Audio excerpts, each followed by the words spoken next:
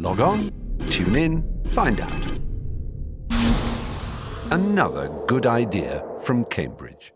I think everybody in this room probably knows Andy Atkins already.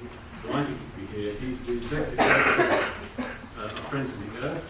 Was also formerly the director or executive director of the Christian Development NGO Tier Fund. The president of Tier Fund is one of our next plenary speakers, so good to have them on as well.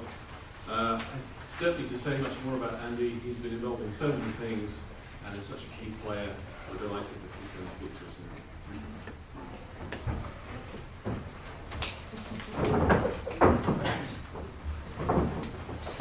now. First of all, thanks for having me, and just like Paul said before us, I should explain I'm here as a Christian, but I'm also, of course, the head of a secular environmental campaigning organisation, which is quite interesting, and I've said to a couple of you already that I noticed this intriguing phenomenon when I go to Friends of the Earth conferences and so on, of people coming up to me and saying, we really love the new campaign. Do you know, I'm getting it going in my church. And it makes you realise just how many people of faith there are out there actually getting stuck in to secular movements and bringing their faith to bear on bigger issues, as well as, of course, doing it within formal Christian or Islamic or whatever organisation, like I have also done in the past. So anyway, it's just great to be among friends and family, but also wearing that professional hat as well. And let me congratulate Paul, first of all, because I thought not only was that a really comprehensive talk, and much of that I would have liked to have seen actually at the beginning of all of this as a kind of overview of how some of the issues fit together. But I also think it was a brave talk, to be honest. I know Paul said he was speaking in his private capacity, but I know a lot of civil servants who wouldn't have said that even privately. Okay, so there's a lot there that I think, Paul, you were taking a risk on, and I respect you for that. So when I criticise, I'm criticising DEC and the government, probably not Paul, although we may disagree on something for all I know. I want to make that clear distinction. Okay. First of all, just a little bit about how Friends of the Earth works, then you also know where I'm coming from when I talk about the things Paul has talked about, climate change, the government Department for Energy and Climate Change. We are a campaigning charity. We're a civil society organisation, if you want to put it like that. We have about 100,000 members, 200 local groups, and we lobby for systemic change, which means we are constantly asking the government to do something about governance, because it's the governance of issues that affects then what business, what individuals, what communities can or can't do, whether it's on nature conservation, climate change, water pollution, you name it. It's the government that sets the boundaries, although they can't do everything themselves. So that's what we do. We try to change governance, locally, nationally, even internationally. Okay? And we've had quite a lot of success at this, as well as a good deal of failure.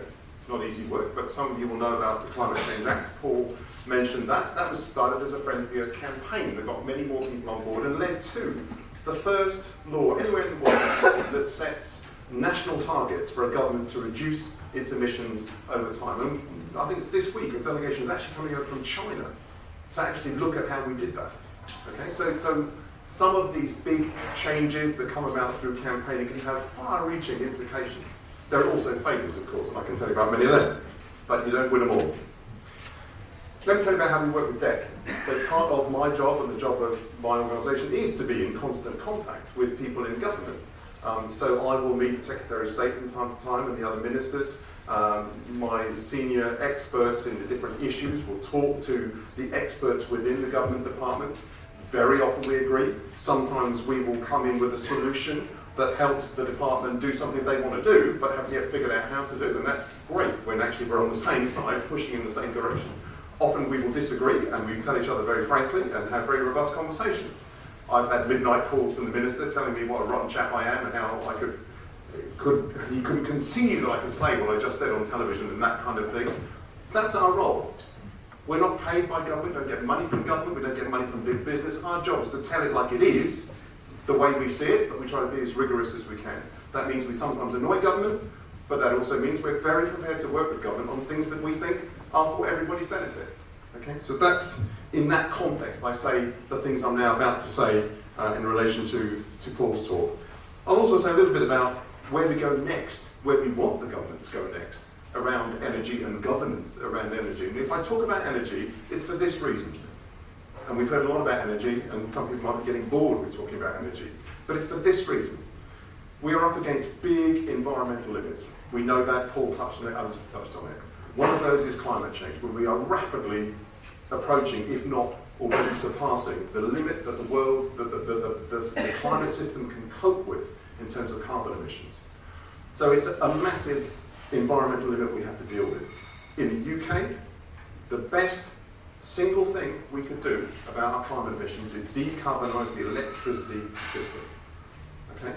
So if we focus on that one thing, we make a massive hit on UK carbon emissions, and that has also international implications. I can explain more about that later, but the statistics are simple.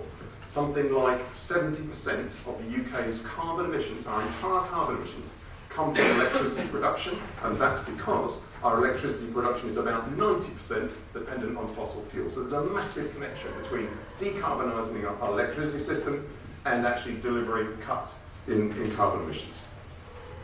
So, a few reflections on Paul's paper. Things I really agree with and want to emphasise more. Things we would challenge the government on.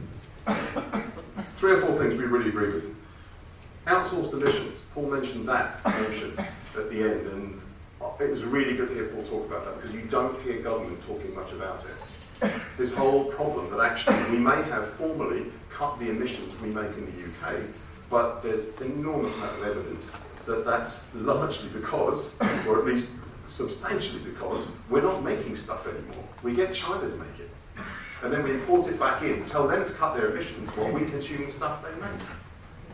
So there's a complete sleight of hand going on with the UK government talking about, we have made these emissions cuts, formally true, we haven't necessarily produced them from Britain anymore, but actually the stuff we consume is massively increasing emissions elsewhere. Great to hear Paul talk about it. I'd love to hear the government talk more about it. But that's one reason why it's so important we also do decarbonise the energy sector, because we are producing those emissions right here in the UK. And if we could cut the carbon intensity of the stuff we make, of running our homes, our houses, our cars, etc., that would make a very real contribution to cutting our emissions. Now, Paul also talked about regulatory capture. Strange term, but so important for our future that we try and break this in the energy sector. Regulatory capture, it's about vested interests controlling the policy-making process. It's about big companies very often making sure that government does what they want because it helps their interest, but that's not necessarily in the interest of the country. And we have a wonderful, terrifying, actually, example right now in the energy sector, that our energy production is largely controlled by 6 companies who produce most of their power from fossil fuels and have no great interest whatsoever in getting off fossil fuels anytime soon under any pressure from anybody. They want to do it in their way if they do it at all. So we're heading into an electricity market reform, and the government, Chris Huhne, has made some brave noises actually about needing to break the power of the big 6. I have to be frank and say what we see on the table at the moment would not do that. It would still leave us massively in hot to 6 big companies who really don't want to move fast anytime soon to get off fossil fuels. Regulatory capture. So Paul, thanks for mentioning that. Peak oil, another one that Paul mentioned. I think it's fundamental that we get our heads around what this means. And it's quite astonishing actually that so many people who are involved in the fossil fuel industry do fight so hard to remain in it rather than get out of it. Always amazes me, given that we know this stuff is going to run out if it hasn't already peaked on oil. But here also there's a doublespeak going on with government. So Chris Huhne, I've congratulated him publicly for saying we've got to get off the fossil fuel hook. But at the same time, the government is actually allowing or even promoting exploration into shale gas, into fracking in the northeast of England and so on, in the northwest rather. Which is what? It's exploring more gas. It may have less fossil fuel content than oil. Actually, by the time you put all of the other things that go around it together, it could be just as carbon intensive as coal. So on the one hand, government speaks saying let's get off fossil fuel. On the other hand, promoting fracking. Okay, Paul isn't personally responsible for this. I'm glad you mentioned the whole thing about peak oil. It's good the government's talking about it, but they're speaking with forked tongue. Another thing Paul mentioned was the framework for dealing with energy. Really, really important. And here again, it's important to recognise just what a good framework we have. Paul was saying this compared with other countries. The Climate Change Act, the legally binding carbon budgets that are set within that, the Committee on Climate Change. But here I want to point out again a sleight of hand that is going on. So in opposition, David Cameron was one of those most for the Climate Change Act. And actually it was Friends of the Earth, my predecessor. There are lots of photos of my predecessor with David Cameron launching the Big Ask campaign that led to the Climate Change Act, our current climate framework. And one of the things they most said is, in opposition, we must take the advice of science. Setting our budget should not be in the hands of politicians. It's too dangerous. This is too big an issue. We've got to take good scientific advice. And that advice comes from the Committee on Climate Change. But the Climate Change Committee was very, very clear in its documents over the last 2 years and its research that we have to almost entirely decarbonise our electricity sector by 2030. But in a recent comment from DEC, from Paul's political masters, I don't hold them responsible, you see a very subtle change of wording. Instead of, let me get this right, instead of talking about the electricity system almost entirely decarbonised by 2030, they have started talking about largely decarbonising during the 2030s. I'm sorry, that's a 10-year difference. You get the significance? So over and over again, they're now talking about decarbonising largely, but not entirely, during, not by, 2030. That's the world of difference in the speed at which we move towards decarbonisation. And that has been noticed by the market. So they are saying, so what really is this government trying to do? They're saying they agree with the Committee on Climate Change, but their subtle shift in wording actually is pointing at a quite different or much slower pace. Now, Paul, you mentioned the need for greater civil society or public backing for what the politicians want to do, so that politicians can move faster. And that is a truism. You know, politicians, particularly in elected democracies, will only move so far and so fast given public support. But again, we see a slight double standards here. David Cameron's been perfectly capable of, for example, defending the aid budget. It's very unpopular that there isn't a cut to the aid budget, and I welcome his defence of it, saying it's morally correct that we keep these aid budgets up. But I don't see that kind of moral defence of the need to deal with climate change coming from politicians. You may argue it's a harder issue, and so on. My point is this. We do need political leadership. It can't all be left to civil society to create the groundswell so that politicians can lead. We've got to demand that our politicians are bolder and speak the truth about climate change, just the way I believe David Cameron is right when he says it's morally correct that we keep up our aid budgets. So when the Daily Mail comes out with total rubbish about the cost of our energy bills, where is the defence from government?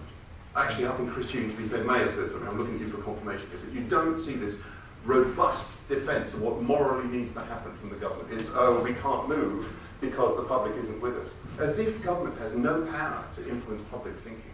They can't do everything, but they are choosing when they decide to defend or promote. Then, lastly, this link between poverty and the environment. Paul did mention again at the end the kind of social and poverty consequences of energy prices and so on. But this is something we would love to see the government do much more about. There's actually Friends of the Earth again that campaigned before my time in the early 2000s for a home energy and waste conservation bill, okay, which was aimed at tackling fuel poverty. But since then, as Paul mentioned, we now have 5 million households living in fuel poverty because of a combination of their own poverty and the price of energy. Now, it's really, really clear, I think, that the government needs to be much more vocal in what they want to do about this, rather than pretend it's an issue that can't be dealt with. And there's a reason for that. One is social justice. It's just right that we tackle people who are suffering that kind of energy poverty. But also, unless we make sure that the policies that we promote are reasonably fair, then actually we will get a backlash about them being unfair on those who can't afford them. And ironically, again, it's so often the Daily Mail and people like that who probably aren't suffering the consequences at all, who are waving the fairness flag, saying this is unfair. It's not them who's suffering, but you actually give them a reason to complain if we don't do energy policies fairly and implement them in a way that doesn't affect the poorest people in this country. How am I doing for time, Chair? You've got about 3-4 minutes. Okay, thanks for that. So, some comments on what Paul said, and again, many of my complaints are against DEC, not against Paul. But so much of what DEC is doing is also right, and I want to say that they are alone very often within government, and that's something we can take up later in questions, the coherence within government, or lack of it, that Paul himself alluded to. And so very often we find ourselves supporting DEC and having phone calls with people in DEC saying, so what do you want us to do? And over again, and to be honest, well, Andy, we can't say this, but it'd be good if you went and talked to the Treasury. Let's talk about that. Where are the blockages to progress on so much of this stuff? So what are we going to do? What do we need to do in the UK? So we are launching a new campaign. I want to invite you, but also give this as an example of what can be done. We're launching a new campaign in mid-October. We want it to be like the big ask was, that so many other people got involved in the end, people didn't even know Friends of the Earth had started it. That's fine by me. Absolutely fine by me. What we're trying to do here is transform the energy production in this country. I'm not trying to transform Friends of the Earth finances, okay? So here's the campaign. We've absolutely got to smash the control of the big six. If we don't do that, we will always be way behind the curve in adopting renewable energy. Secondly, we've got to get much more money, and that's really hard right now, but we think there are ways into renewable energy and energy efficiency. And we need the new energy bill that will come out next year to be very, very clear that the government seriously is aiming for decarbonisation of the electricity sector by 2030, not vaguely during the 2030s, because the markets have noticed the difference, and they will not get behind this unless they get a very clear signal that the government is serious. Okay? So I can tell you more about that. I'm not going to say too much more, because some details need to remain secret for the element of surprise. Paul will be having fun with your political masters. I'm looking forward to the discussions we'll be having with Chris Hume in the course of the next few weeks. Lastly, what can the churches and faith groups do? And I'm sure we'll have much more discussion about this.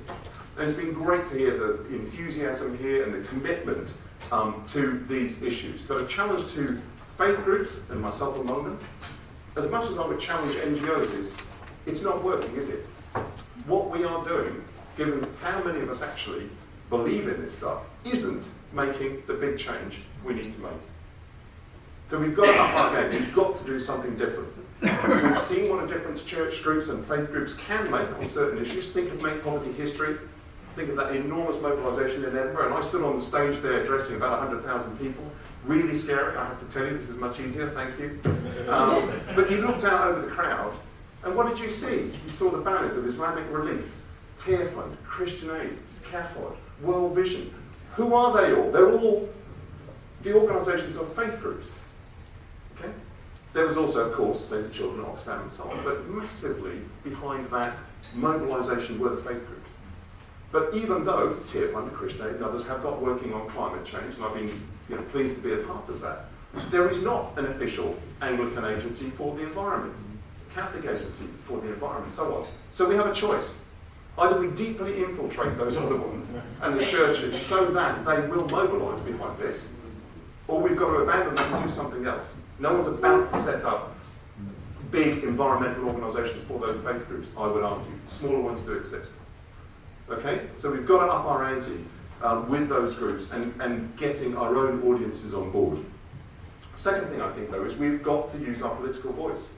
I was raising questions in other panels about should the emphasis be on getting us to do practical stuff in our own communities, or effectively to campaign. Let me be really clear. I think out of integrity, we've got to do the practical stuff. We've got to do it right in our own lives. But time is running out. We have got to change the system. We've got to change the politics if we're going to cut carbon fast enough. And I think that means you and me, and everyone like us, learning how to collaborate much, much better, and learning to focus that collaboration on political change. And that's a double challenge, isn't it? But unless we can do that, I don't think we're going to win. We have enormous numbers as faith groups. We can make a huge difference to this issue, but we aren't going to do it unless we do something different. And I would contend that that's about better collaboration and focusing that collaboration on political change, as well as doing the things we need to do back home in practical terms. So my thought is this: faith groups made a massive difference in the Industrial Revolution, actually, to humanising the Industrial Revolution. Shaftesbury, in his work on on child poverty. The Quaker foundations, the trusts like Cadbury's and Fry's and all of those that actually did so much to kind of care for their workforces and so on. Wouldn't it be great if the faith groups now were in the vanguard of making the new green revolution actually happen, with all the benefits that would have for community cohesion if we had decentralised energy, for job creation up and down the country, and so on. But I'd go further. I think that unless we do intend something serious like that, it ain't going to happen. It ain't going to happen. So let's talk about how we can make it happen. Thank you very much.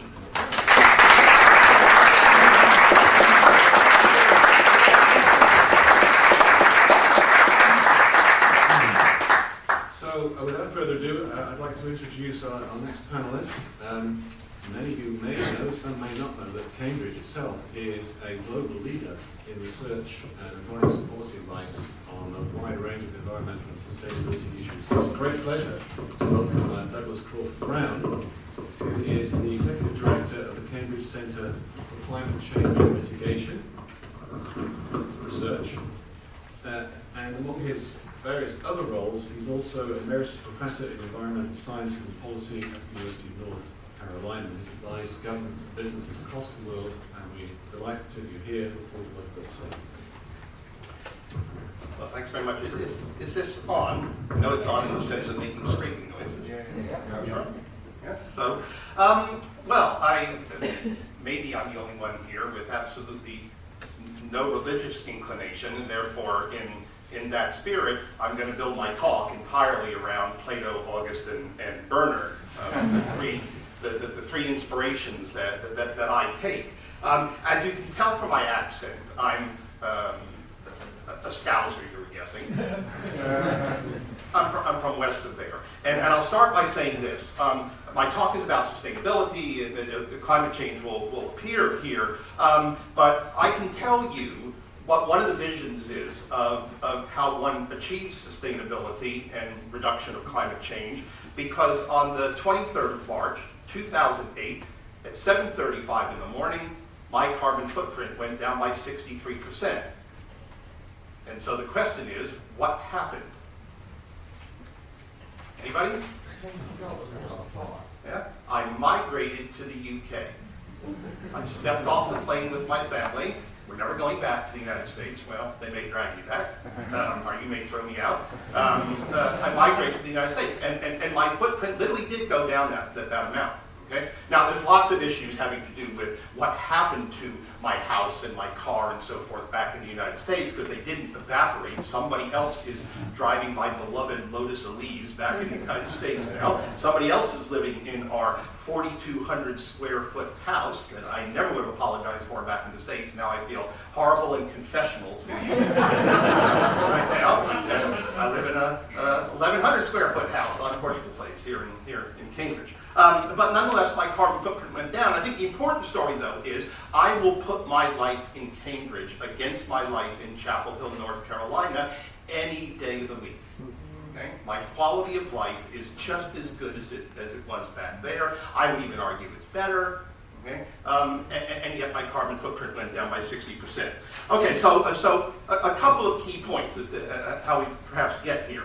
And debt plays a key role in this. Let's start with Plato. So Plato, Republic, right? Passion, reason, will. I think the issue of governance, and where Deck is starting to get a handle on this, is that governance automatically comes in when you recognize that passions are legitimate. Energy, being warm in the winter, is not an evil, right? Calling your kids up on the telephone is not evil. Getting enough food, maybe not as much as I eat, but getting enough food is not an evil thing. These are perfectly legitimate passions, and so Plato says you then need reason to govern the passions, right? And I think we're now starting to get at these kinds of reasons, right? And Deck can come up and it can make perfectly legitimate arguments about what the impact of various sorts of sustainability or unsustainable practices are. I think in the UK we live in a little bit of a bubble about the belief in the strength of the climate science, and I've David and I have had this talk before, but that's okay. It's much healthier to believe on the side that we do here in the UK than in the immensely dysfunctional environment in the United States on this. But then there's the will, right? And Plato says reason and passions will not work if you don't have the will. Now, if there's one place I worry about Dick going, is the will tends to get formulated as individuals making changes. Oh, I hear this at Dick all the time, we've got to understand behavioral change. We've got to understand how to make each individual buy into this agenda. And the only thing that makes me leery about that is we have done longitudinal studies in the US and the European Union for 40 years of university students and their attitudes towards environment and sustainability, and all of those indicators have done nothing but go up and up and up. They are more aware, they are more committed, they feel morally compelled to act, and every sustainability indicator has done nothing but go down and down and down. Their lifestyle is immensely more carbon intensive than my lifestyle was at that age. So I'm not so convinced about getting every individual on board. I do think Dick has picked the right sort of alternative strategy, which is, I use the analogy of an hourglass. If you have an hourglass and you want to stop the grains of sand from going to the bottom of the hourglass, you don't try to grab each individual grain of sand. You put your finger in the middle. So I like the comment about the big six. I want to get at the developer of BMW, the CEO of BMW, so that I don't have to rely on every individual consumer to go out and buy the high-efficiency vehicle, because they don't have any choice in it. You know, there's already been nothing but high-efficiency vehicles. So you get at that through an hourglass. Now, the next thing I want to say is that in the governance side, this is true in UK as much as in the US, we are emerging from an old environmentalist ethic. And the old environmentalist ethics is what I would call conservation. It was the idea that humans mess up the environment. We do bad things to the environment, and therefore one tries to build barriers to humans interacting with and interfering with natural processes. I'm a big believer, coming out of people like Atkins, different Atkins, back in the United States, and Brad Allenby and so forth, about Earth systems management. Like it or not, we are driving the vehicle now. We as societies are such large influences that we can't pretend to operate anymore on a purely hands-off conservationist ethic, and therefore we are now in an Earth systems management ethic. And that, therefore, requires very interesting aspects of organizations like DEC. You know, how do you govern when you're in charge of that? Now, I'll just end with a couple of things. By the way, I'm not doing text messaging. I'm looking at the clock. Because I'm not one of my students in class. As I try to lecture, which maybe says I should be a better lecturer. In the United States, we had a button you could push and it jammed. Literally, every University of North Carolina is outfitted with that. Okay, so let's take a look at just a couple of other things. The sustainability and climate change problem is inherently a public-private sector interaction. Right? If there's anything that came positive out of Copenhagen, I was in Copenhagen, I was in Cancun, because I continue, as a former chair of the Science Advisory Board for the EPA back in the States, I continue being engaged with the Obama administration's climate strategies. And if something good came out of Copenhagen and Cancun, it's the recognition that government in many ways is small beer. Phrase I've picked up, thank you very much. Small beer when it comes to this problem. In the United States, on the American Recovery and Reinvestment Act group that I sit on, we have $80 billion to spend on green infrastructure. $80 billion, it's a number that makes your head swim. Well, what we don't tell you publicly is that we've done a calculation, and that's about 4% of the amount of money that we need to be able to deliver on the things that we want to do in that strategy. Where's that other money going to come from? It's going to come from the private sector. And if you don't understand the way the private sector takes decisions, then you're not going to understand how to get them engaged. And my contention is, and I'm not going to put this on DEC, I'm going to put this on governments all over the world, governments fundamentally misunderstand the way decisions are taken in the private sector. Okay? They just do not understand investment decisions, and so we have all sorts of policies in place that have nothing to do with the way in which a private sector would act. So for example, on the American Recovery and Reinvestment Act, we were originally told that we should act like the Work Progress Administration. Work Project Administration. We should invest in the building of hydroelectric facilities, highways. I mean, that's what would have happened back in the 1930s and so forth. That worked fine in that time period. It's not going to work today. So instead what we do is we do early stage risk absorption. We stimulate the private market to deliver by absorbing certain early stage risks that would normally send an investor through what we would call the valley of death. And we get them over the valley of death, and so we act a little bit as a bank. Now, the Augustine bit in this, right, is that Augustine talks about the idea of the drama of salvation, right? And so we're born onto a stage. We can't pretend that we made the stage. He thinks God made it. I think the Big Bang did, but that's okay. We won't get into that. He thinks that God made the stage, but in the end, what matters is how you live your life out on that stage. Right? And there's an issue of government that focuses a lot on talking about the stage, but not necessarily moving directly into this issue of how we live our lives on that stage. And if you're going to work in the public-private interface, then you have to understand fundamentally that the public sector creates a stage, but it's also an actor through its own particular procurement policies and so forth, that itself is acting on a stage that the private sector creates. And so both the public and private sector are stages on which the other acts, and they are actors on the stage that the other one creates. And at the moment, we've not quite gotten that balance right between them. Now, I want to end with one final thing then, and that will get us over into St. Bernard. Let me just make sure I've got 4 minutes, I think I do. Bernard said hell is filled with good intentions and desires. You know, lots of ways we say that today. The hell is paved with good intentions and desires and so forth. So hell is filled with good intentions and desires. He didn't mean what I am about to do, but he's not here to defend himself, so I'm going to use it whatever way I want to use it. Right? The problem at the moment is we have a lot of policies that just aren't working. Not only are they not working, we know that they're not working, and we often don't even look to see if they are working. And I think that's because of a tendency in government, more so than in the private sector, and I say that as somebody who spent a lot of time in government, a tendency to think that what matters is our intentions. Oh, we intended to have good things happen. We intended to put a carbon tax on, and oh geez, that seems to have driven down the use of fossil fuels in the UK, if it did. And not to ask, well, if that does that drive down the price of various fossil fuels, for example, elsewhere in the world, and do other people then step in and even consume even more? Or we put in energy efficiency measures, loft insulation, and people don't actually drive down their energy consumption, they're just living now in a warmer house. Why would I like my house to be able, on Portugal Place, to go above 17 degrees C? It will never do that. I can run the boiler all day long, it will never do that. You put in loft insulation, and I can do that.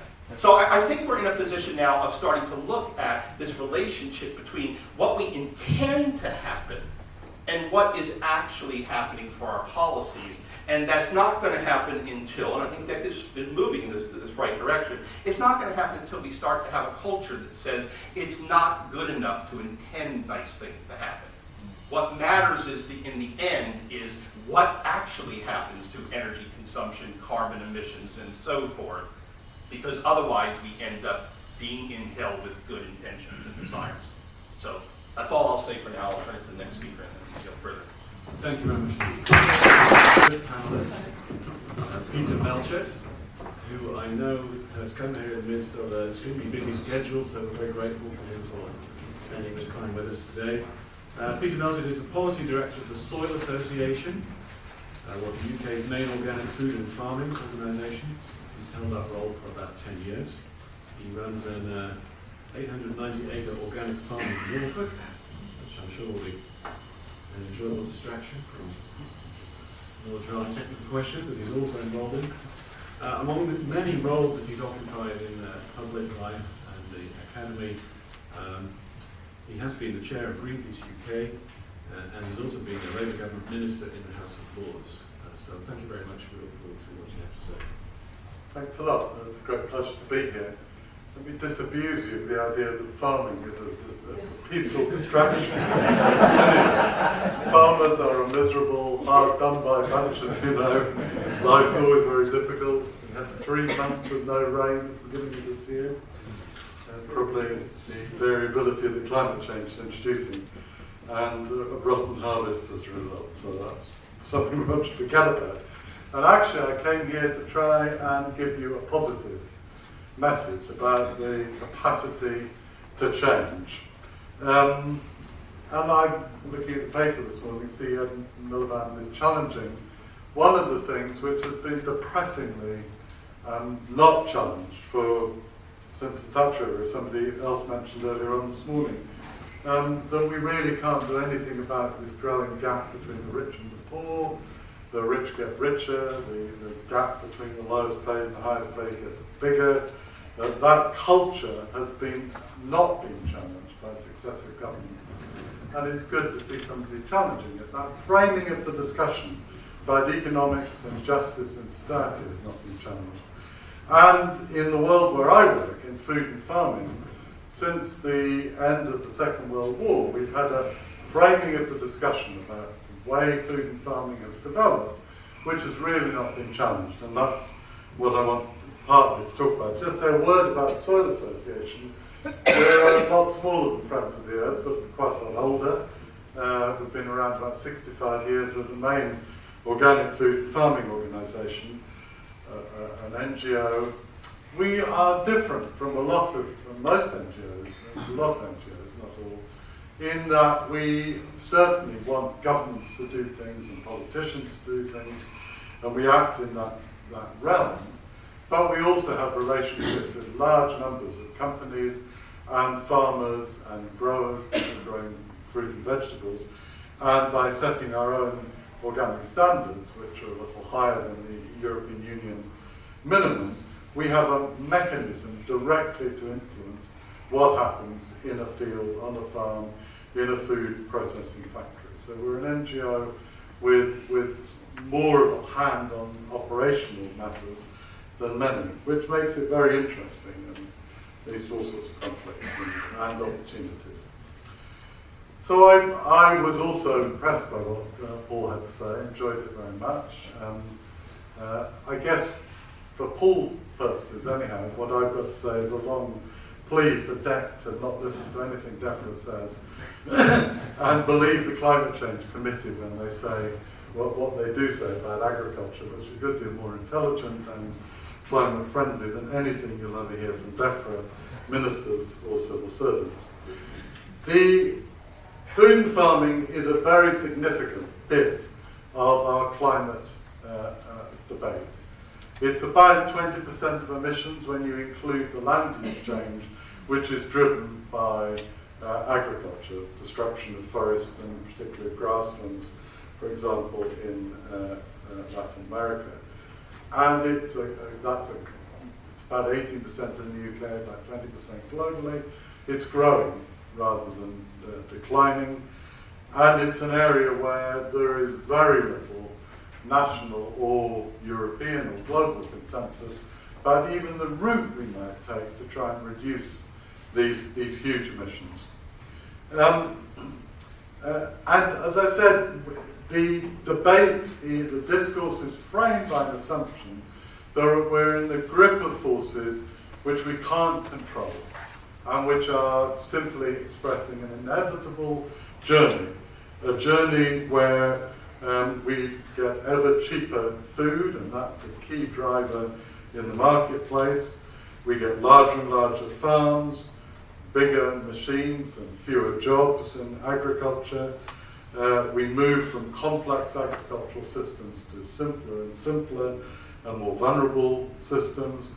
In countries where we've had agriculture a long time, like the UK, where we have been managing this relationship between nature and farming, we have less wildlife, we move to systems with less possibility for animals to live anything like a natural or decent life, so lower animal welfare.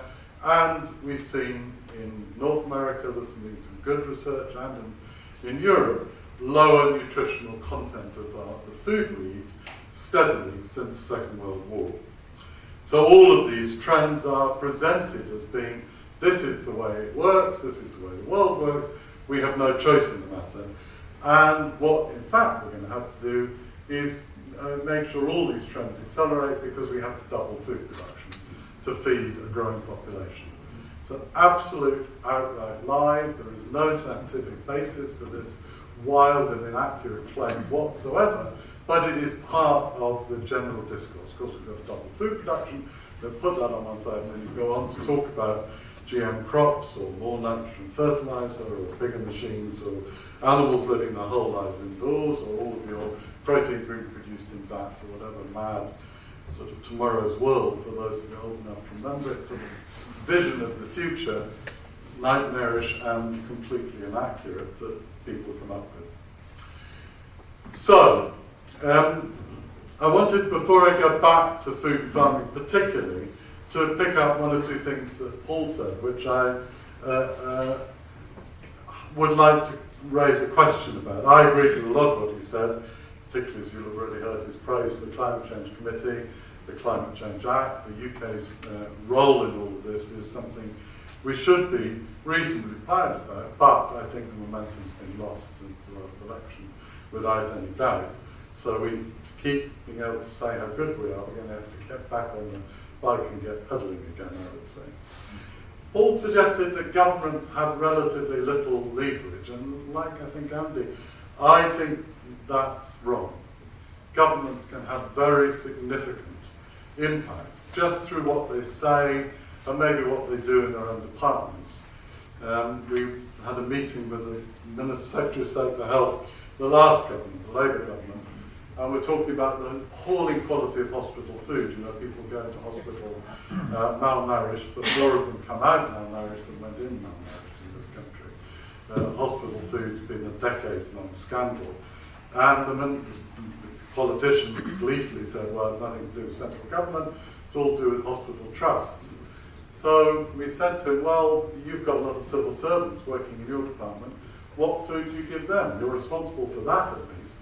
And a look of sheer panic across the minister's face.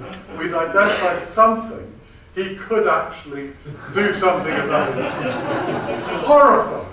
The idea that New Labour actually could take a decision, and I dare say Department of Health is still eating crap food, I don't know. Deference has got a bit better, whether Dex is very climate friendly.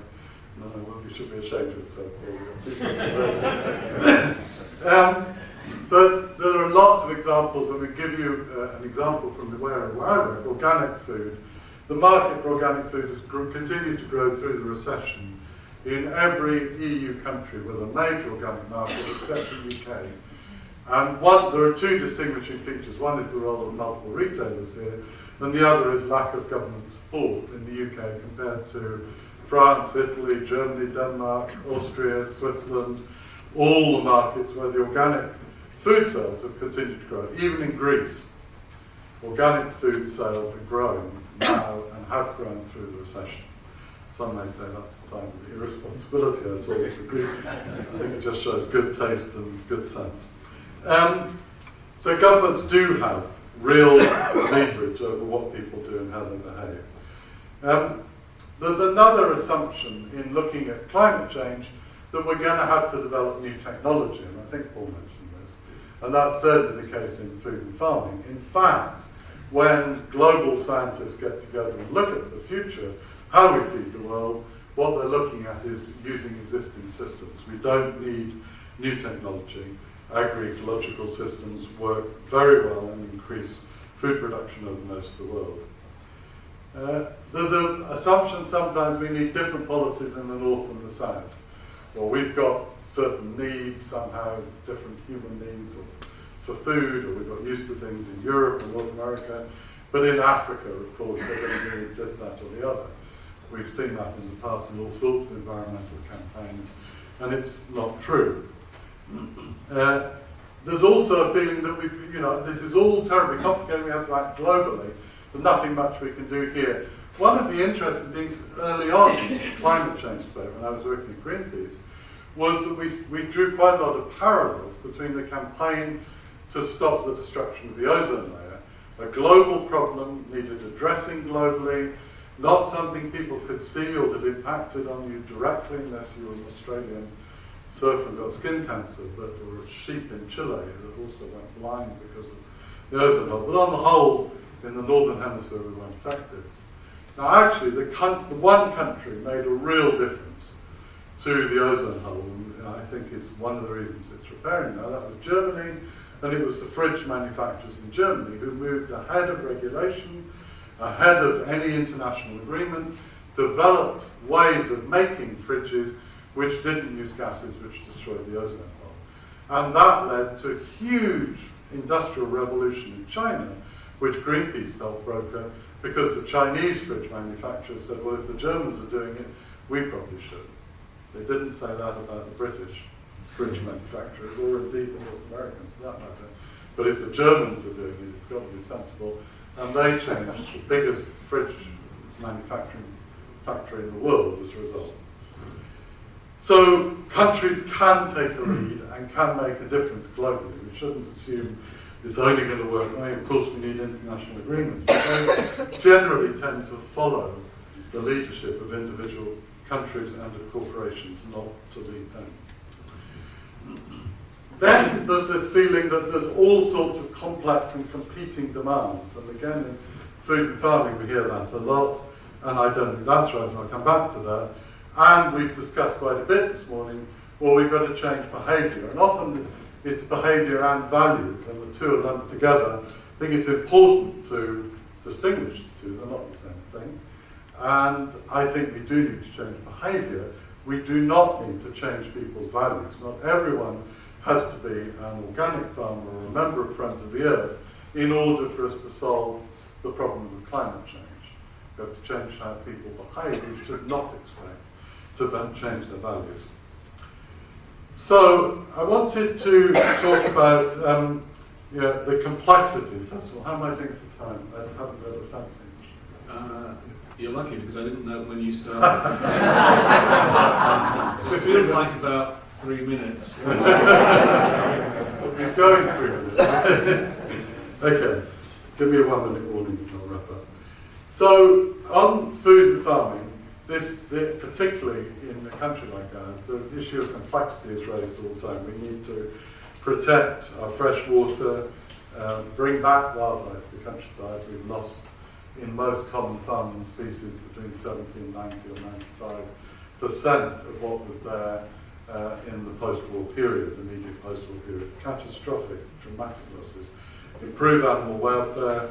We ought to be thinking, and it's an important part of organic farming, certainly bringing jobs back into farming in the countryside. Clearly, we have to reduce greenhouse gas emissions.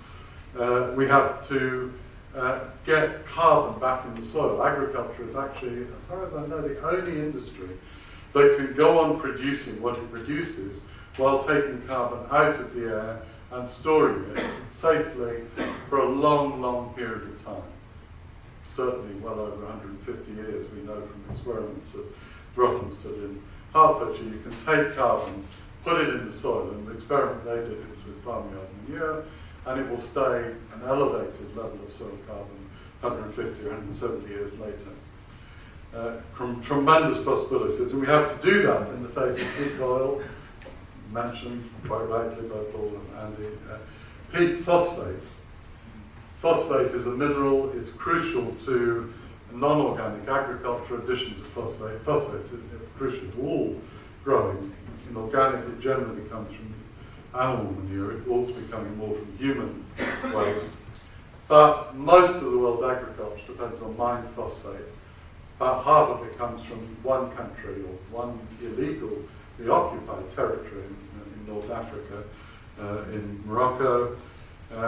And it's due to start to peak in 20 years' time, according to the Chinese government, for example. If you don't put phosphate onto a non-organic crop, your yields drop back to the levels we were achieving in the 1900s, well below anything that organic agriculture would produce nowadays.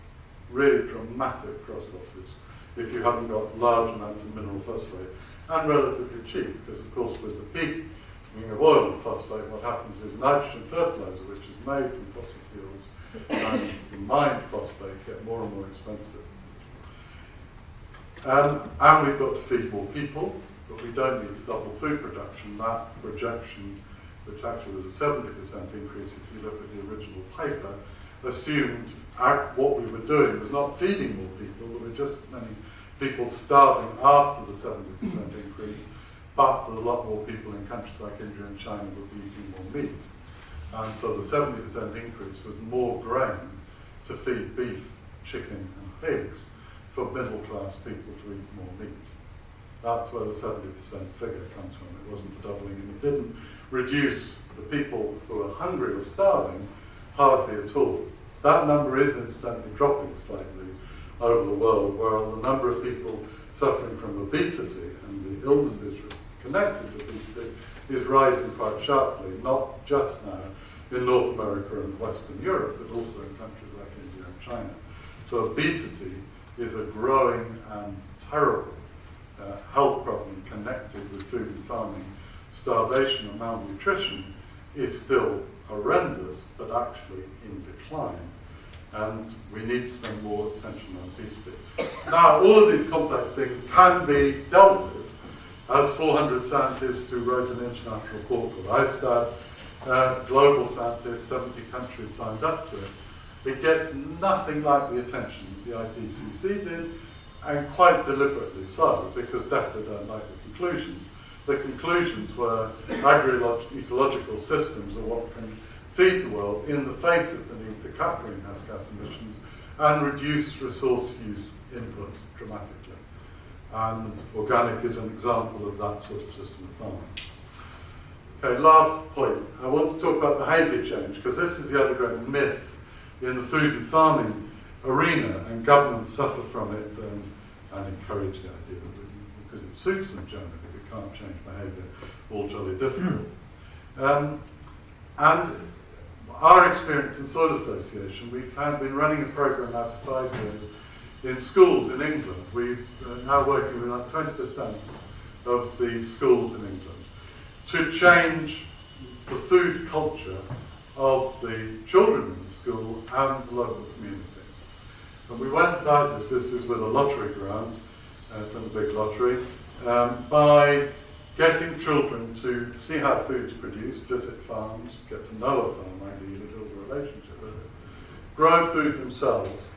Even in the worst, most deprived London borough in Hackney, you've got old Victorian schools with far less outdoor space than you've got in this room, who've got a tub the size of that table, and they're growing salad crops and vegetables in it, harvesting them and eating them as part of their school meal. So they're getting the idea of putting a seed in and eating it, and what it tastes like, very good.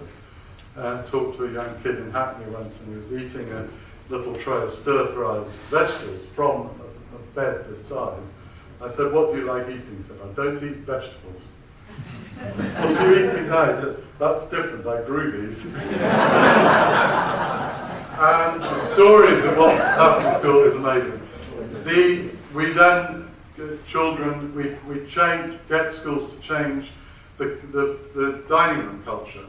So they're sitting down at a table with knives and forks, not flat trays, ideally adults and children of mixed ages, a decent, friendly, unrushed environment where kids can talk to each other, talk to adults and so on, and then make sure they get decent food. My first visit to a school when we started this program 8 years ago, I was standing next to a teacher, looking at the dining room full of kids. I said, "How come none of the teachers are eating dinner with the lunch with the kids?" And the head teacher of a primary school turned to me and said, "You don't think any of us would eat that stuff, do you?"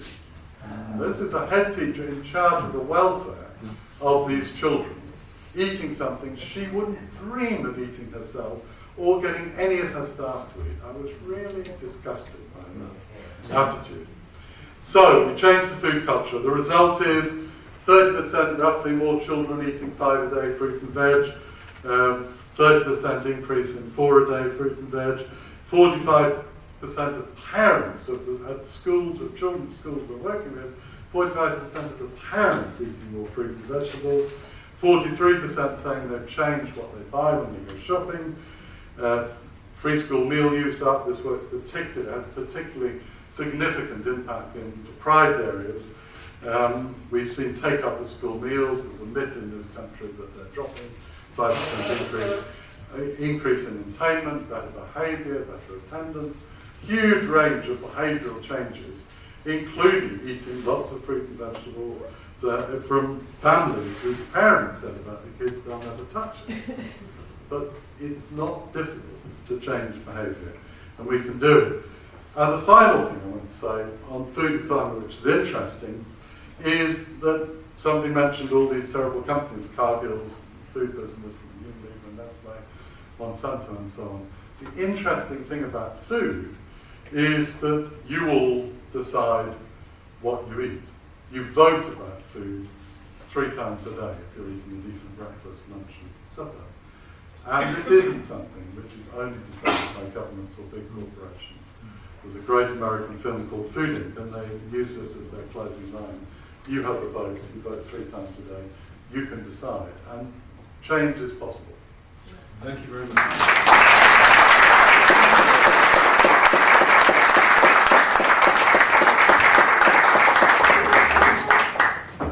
I will give Paul a chance to respond specifically to the comments addressed to him, but I'll have to give him a few minutes to process that information. So I'm going to go straight into question and answer. You've got, take about 35 minutes. I want to give priority to people who didn't get a chance in the first session. So if we take hands on that.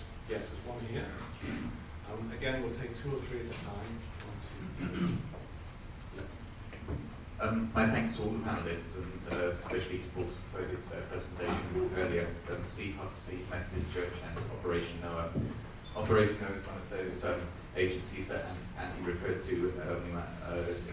We're working with the Christian community in the UK, specifically on climate change, mobilising people to campaign to make changes in their own lifestyles. My couple of questions just around carbon budgets. A lot of churches are getting involved with sort of transition town type movements, which is quite inspiring. And I wonder what value Paul and other panellists see to the development of local carbon budgets, and some of the spin-offs maybe that might come from implementation of local carbon budgets in sort of local authority areas.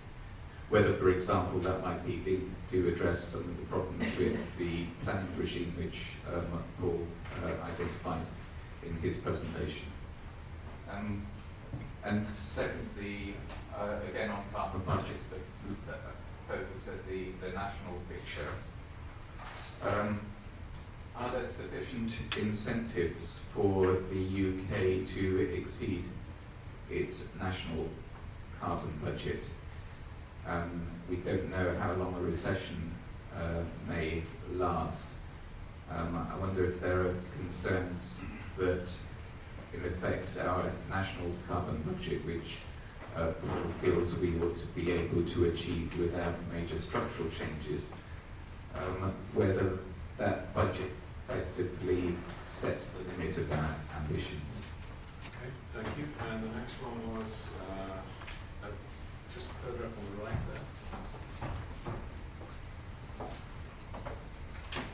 Stella Nordhagen, University of Cambridge. I have one question for the full panel was, how damaging do you think a lack of U.S. leadership on global sustainability issues is to meeting all of these challenges on the world scale? Do you think the U.S. and Europe can take a lead without the U.S., or is the U.S. a crucial player in meeting global carbon and other sustainability goals? And I also had a question specifically for Douglas Crawford-Brown. You said that you were not a person of faith, and I was wondering if you see any role for scientists to engage with faith communities on scientific issues. I'm thinking particularly in the States where faith communities are very politically active, but often for candidates that are kind of directly opposed to issues involving climate change. litigation. Okay, and finally, right at the back.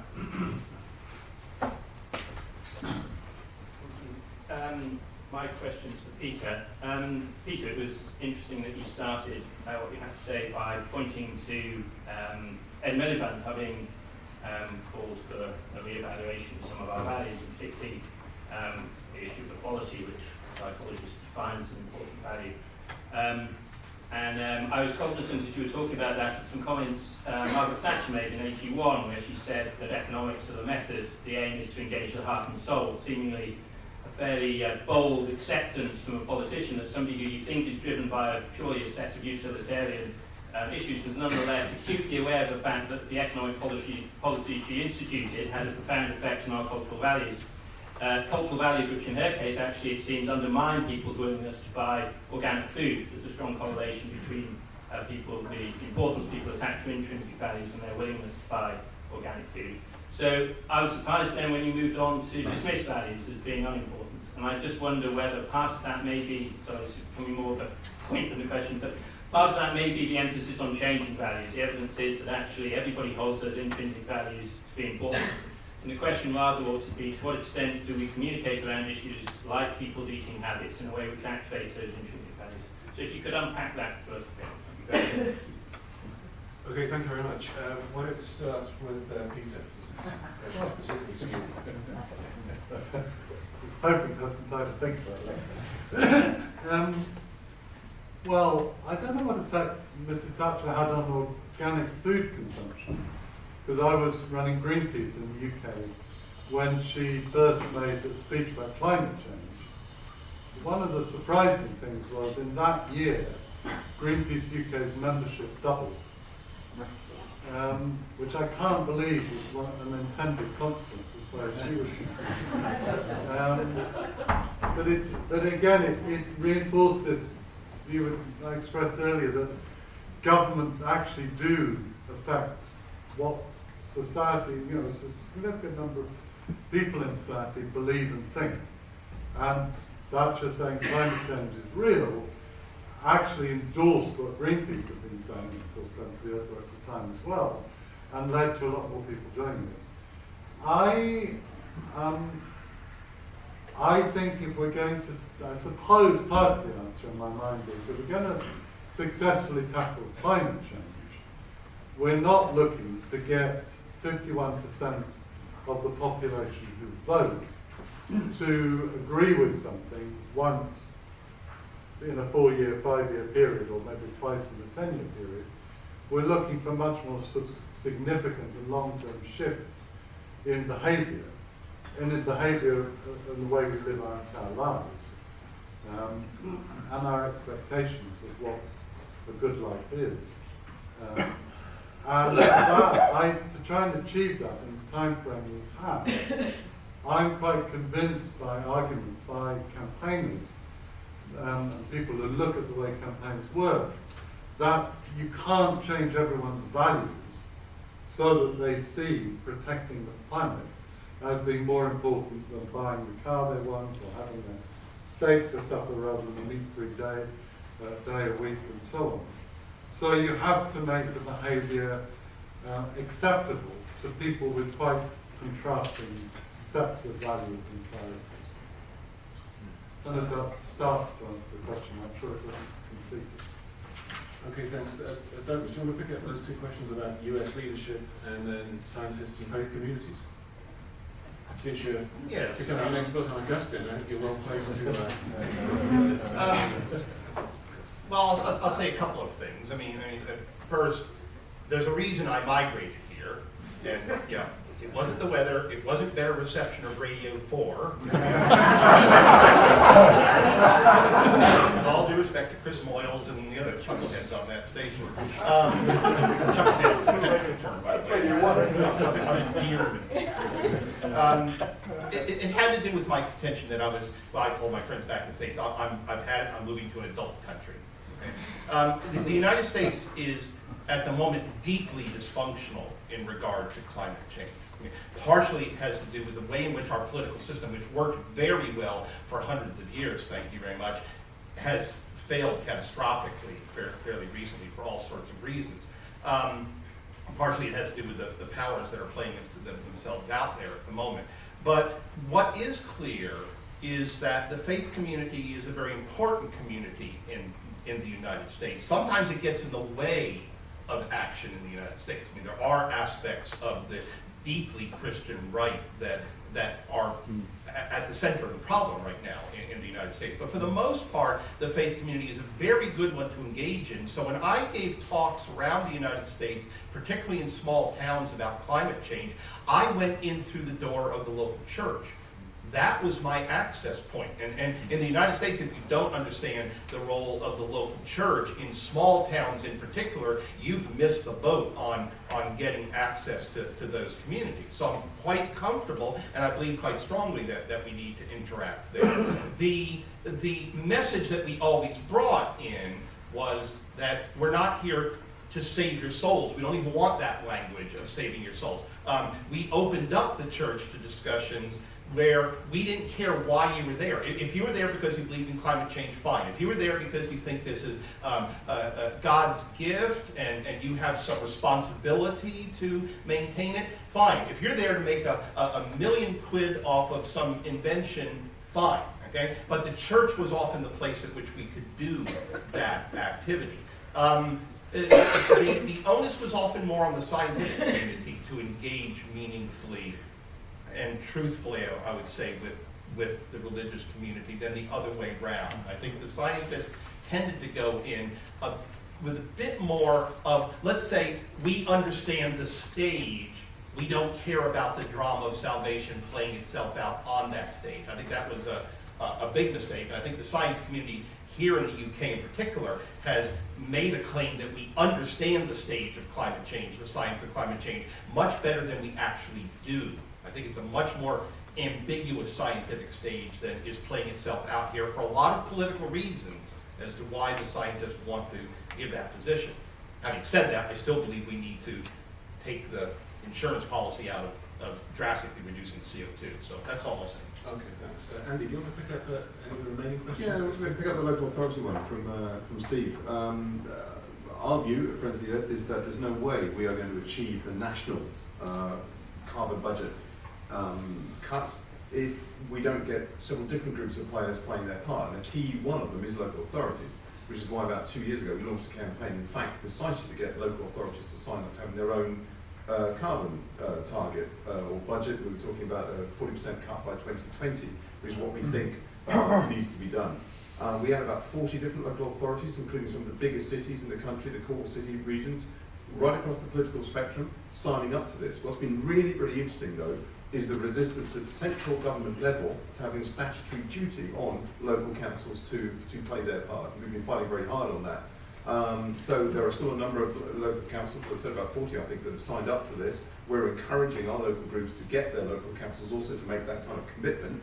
And we just about 2 weeks ago got an amendment effectively to the energy bill going through Parliament to make sure that the Committee on Climate Change, which is, as we've talked about this one, the independent body set up by the Climate Change Act, the Committee on Climate Change will advise local councils on how they can cut their budget. That's been a really hard fought fight. I've personally collared ministers and given them ideas on how we can do that. We've, behind the scenes, frankly, put the Climate Change Committee up to accepting the invitation to comment if government asks them. We've pulled all the strings we know how to just to get that small thing in the energy bill, but it's because we believe it's fundamental that local authorities also play their part. Okay, thanks. I will take one more round of questions again, giving preference to people that haven't asked the question in this session. I see 1, 2, 3. Yeah. Well, I echo everybody else's congratulations on excellent, stimulating presentations. I've got a brief question for Douglas. If you wouldn't mind taking your jacket off, you would complete a line of 4 people looking like the England cricket team.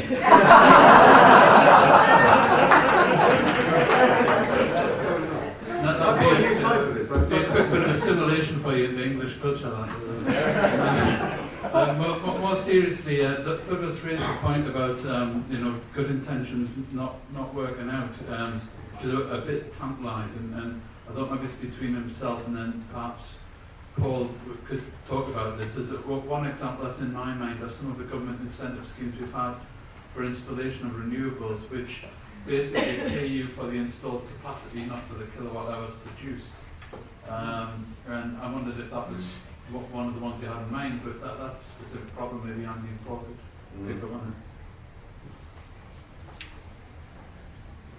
I was really struck with the comments about smashing the power of the big six, and I wondered from a different perspective whether we might consider trying to smash the power of the big one, which on a food level is Tesco, and the influence that our supermarkets have on the way that our food system runs. Now, I'm not being simplistic and naive. I know that behind the way Tesco works is Cargill and Monsanto and a lot of other things. But Peter, I agree that we vote 3 times a day, and I do. I'm a member of the Soil Association. I grow my own vegetables. I keep pigs. I do vote very deliberately 3 times and more a day.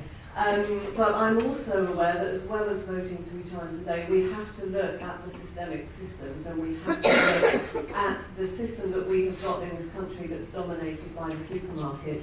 And we focus a lot on energy. What can we be doing on a food level in government and looking at companies like Tesco? And the third question was, yes, Jim. Thank you. Chris Walton, Christian Ecology Link, and an eco-centre majorly working with children in Suffolk. I've been sort of waiting to ask some sort of question like this since, I don't know when we came now, was it Monday? Anyway, Monday, since the beginning. And this isn't, it may not be quite appropriate, but I've got to get it in before the end. And I can link it to a little bit of what Peter was saying about the change of behaviour in terms of eating, the school children, and also the teacher's comment. We see at least 2,000 primary schools a year from different schools, and unfortunately we have hundreds of pages of comments just as terrible and disgusting as that. Like, I think the latest was a head teacher said, we don't do imagination in our school. So the question is about education, and where has education been in this whole conference? Where are we going to fit it? It's something about a strategy about what we do afterwards. It's something about, we work with 4-year-olds, actually from months old, but 4-year-olds upwards, in terms of getting them in contact with the earth and loving the earth, living lightly on the earth and enjoying it and joyfully and all those things that we've been hearing about. We are fighting a huge system of education that externalizes everything to do with nature anyway, including our universities, or many of our universities. Talking to some people, why in business schools isn't the whole thing that we're talking about included, but very often it isn't, and there's a few sort of so-called radical courses, MSCs or something, which because they get shut down and they move to another university and so on. So I don't know what the question is. All I'm saying, where is education is, how do we, our faith groups and sciences and all the rest of it, engage from the very beginning, which ought to be 7 years old, but is 3 or 4 years old in our country now, all the way through the education system. This needs to be the major topic of education. Thank you very much. That's a big question. So can I suggest that Peter takes up the Tesco question? You want to have a go at Tesco? Yep. Happy to have a go at Tesco, but I just want to throw in a quick attack on biofuels to answer the other question. The perverse incentives. Biofuels, planting thousands, hundreds of thousands of hectares of good agricultural land to produce fuels. And I think anaerobic digestion, which is also taking up thousands of acres of land to grow maize to fuel anaerobic digesters, is likely to be seen as the next. Both DEFRA inspired, both at the wrong part of my anti-DEFRA little dictum. On supermarkets, it's interesting, we had a meeting, Soil Association, with Carrefour. We're the second largest supermarket chain in the world, bigger than Tesco's. in Paris, and they've grown their organic sales dramatically. And they now, if you go into a Carrefour hypermarket, have a whole separate organic store. You can go and everything you could possibly want organic. And we asked them why they've done this. And they said, well, it was partly we just think good food everyone should be able to have it. And partly because the government wanted us to do more to get ordinary people eating organic food. I read an article the other day, this weekend, about Walmart, the largest multiple retailer in the world, in America, saying they are more likely to save heritage seeds, heritage varieties of American fruit and vegetables, and maybe bring back diverse farming to areas of America which have lost it, than Whole Foods are. And there was, it's not saying they definitely will, but there was an interesting examples of what Walmart's doing.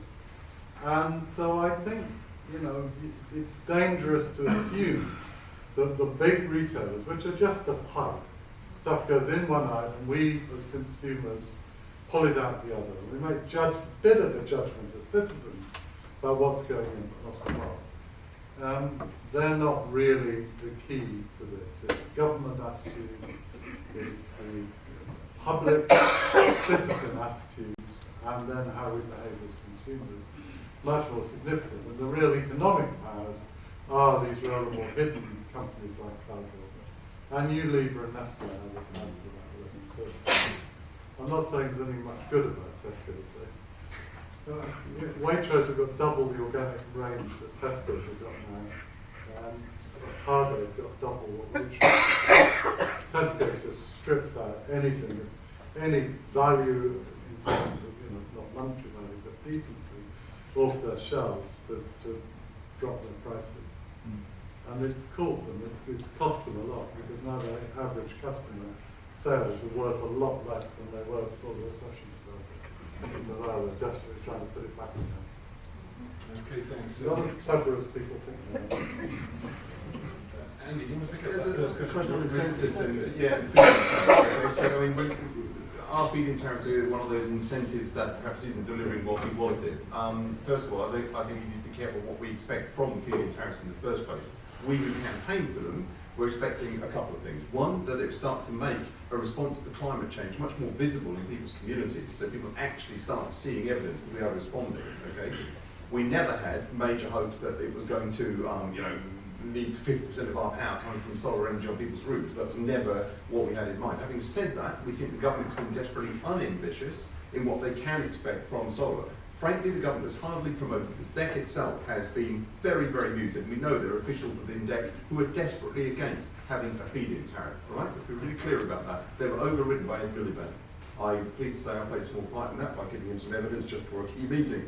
But that's what goes on behind the scenes. The DEC officials were desperately against it, and they continue not to really promote the scheme. Now they're talking about how to cap the budget for it and so on. It could achieve a lot more as an incentive than it currently is. Thanks. On the question of education, unless Douglas has something particular to say, I think I just want to take that as an extremely valuable contribution. We want to take a vote on that. I think everybody here would agree with you on that. All those involved in education have a crucial role in addressing that key concern, which I, as somebody in education, recognise completely. Is there something you're desperate to add to that, Douglas? No? No, education is a good thing, and you ought to pay 9,000 quid a year to get it. Two kids in Ego University. Fewer than me, I think. I've got one, but it's in Austria. Keep it that way, that's it. Okay. We'll have, I think, time for at least one more round in a minute, but it's time that we ask Paul to respond. Obviously, he can't possibly be expected to respond to every point that's been addressed to him, so let's lower the expectations. Just say what he wants to say. I'm actually going to lower them even further by saying I actually agree with almost everything all three of our fantastic panelists said. Okay, that's fine. Even the comments that were sort of on the critical side. I mean, personally, I subscribe to almost all of those. I mean, to address Peter's point on does the government pull levers, and I certainly don't dispute that on many issues, national government has an absolutely critical role. I guess what I was trying to say is not the only actor. I mean, Douglas's point about the role of the private sector and private investment is really critical. I mean, globally, we will need to invest something like $1 trillion a year between now and 2050 and that's the incremental costs of doing the low carbon energy transition. I mean, the base cost is something like $240 trillion over the next 45 years. I mean, that is no way going to come out of public sector budgets. So this is all about influencing the private sector, and actually governments do that through the way they set investment frameworks and so on. And so that de-risking that Douglas also mentioned is a very, very key role. So I guess to sort of clarify it, I'm certainly not saying that government doesn't pull many of the key levers and set the boundary conditions in which the private sector and other sectors operate. But looked at from a short run perspective, government really finds it very difficult to kind of do quick things to influence people's behaviour. I mean, you saw this in the case of the civil riots here in the UK, where people kind of saying, well, the government's got to legislate and do something about young people rioting. I mean, what can they do? I mean, you can lock only a few thousand people up. We can't change the way people think and behave in any sort of quick way. And we're certainly not, I mean, the central government isn't the only lever that we should be pulling. Just a quick point on the feed-in tariffs. I mean, I'm not aware of any of those that work on capacity.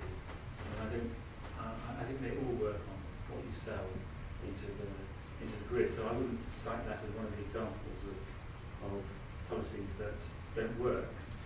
But there are certainly many bits of energy policies that don't work. In fact, I was reading just the other day a very compelling paper written by Hal Harvey, who heads up an American NGO called Climate Works.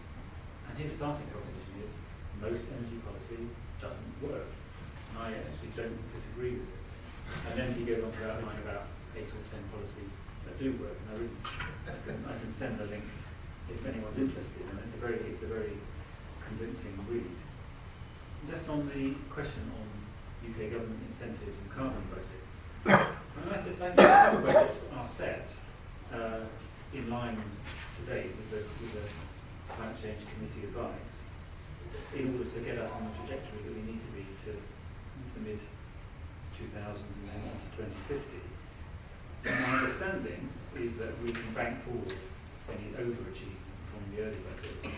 So there is an incentive to overachieve, particularly as we know that there are some very tough budgets, including the sort of decarbonising in the 2020s and 2030s, and decarbonising the electricity sector, hopefully decarbonising in the 2020s. By 2030. By 2030. You heard it on this stage. Confirm. Principal, yeah, it's not from them. So I think there are incentives in there. I mean, interestingly, the current carbon budget, because I mean there are big concerns about competitiveness and what is the impact of the UK going alone, let alone the EU going alone. I mean, we seem to be pushing ahead faster than much of Europe. So we're pushing Europe to have a 30% carbon target in 20, but still not winning the battles on that. So there is even in our 50% by 2027 budget caveat that will be reviewed in about 4 years' time. And if we're not acting in the rest of Europe, that could be raised to avoid some of the competitiveness impacts. Just a quick check-in with everybody. We are almost at 12:30, but I feel like there's still so much to discuss. Can I have your permission that we go on for an extra 10 minutes? Lunch is at 12:45, so I'll give you about 5 minutes. Any opposed to that? Okay, that's good. Great. That means we're going to take a couple of rounds of questions from the field. Yes, one here, one there, and then one there.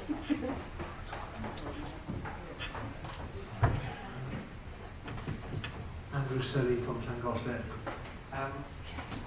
We were talking at the coffee time about the challenge of America and China, particularly with the new round of climate change talks, and we're saying that above all things are the things which make us despair in terms of global change.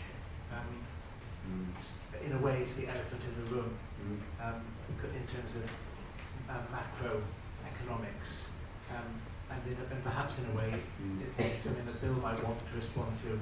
Thank you.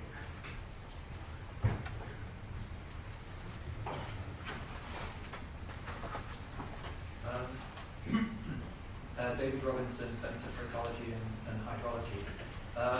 It follows up on the question of biofuels we had earlier, and Peter mentioned biofuels as well. Some people say they're not quite sure how they feel about biofuels. I thought, from a soil science perspective, I'd just like to give some of my ideas. I don't work on biofuels, my institution does, but I can imagine that some of the potential implications, I don't think we fully understand yet what the implications of growing biofuels are. From the carbon side, one of the things that we can do is to increase the priming of the soil, which means that we increase the microbial activity, increase respiration, so although we're sucking carbon in at one end, we're putting it out the other. Not only are we doing that, we're potentially unlocking more carbon that's in the soil. And what we want to do is lock carbon up in the soil, not be releasing it. That's one aspect on carbon. The second is that many biofuels, especially the fast-growing ones, use more moisture. And if they're going to dry our soils out, then it means that those soils are going to heat up.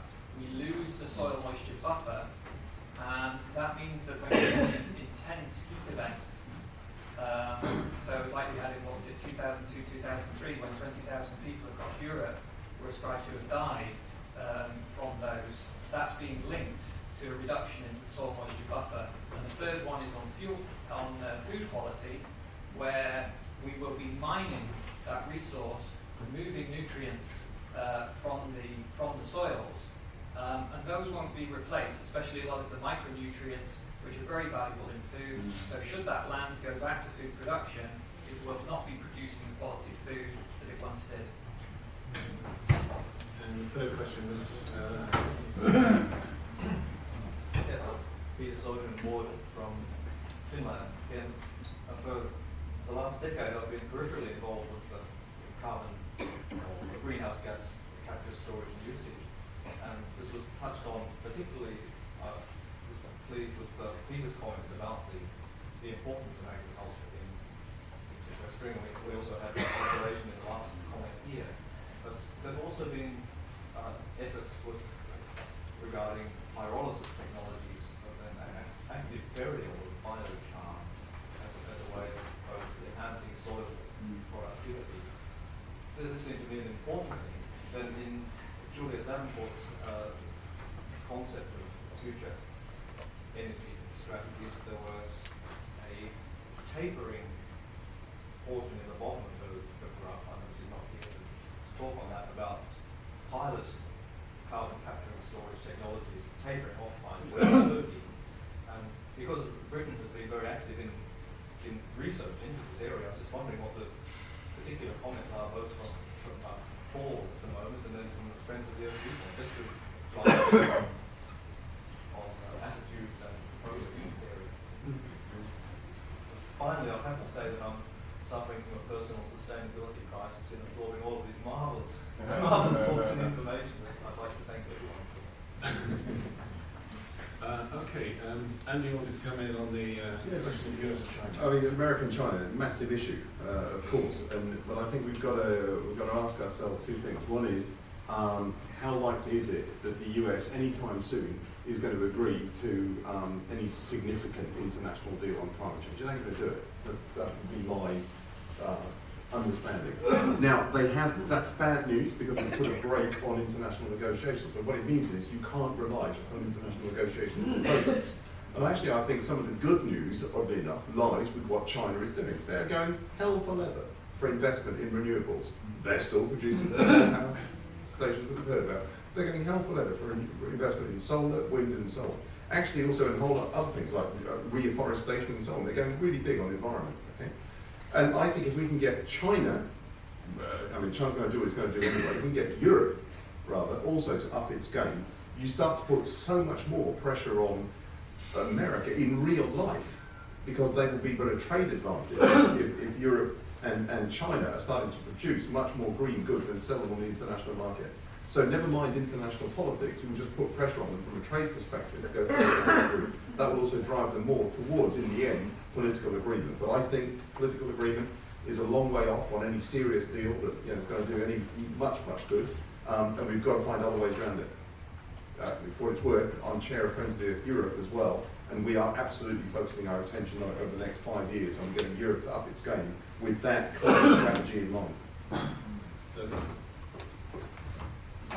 I'll just speak to America, even though we get more Chinese flowing through our center than we do America. What makes me hopeful with respect to the United States is that from the European perspective, we tend to look at national policy, national government, as being the solution. In the United States, by Constitution, these are state issues. These are not national issues, and therefore you have to tackle it at the state level. Having said that, there is only one top 10 economy in the world that, when you do production-based and consumption-based accounting, particularly consumption-based accounting, is outperforming every nation of Europe, and it's the economy of the state of California.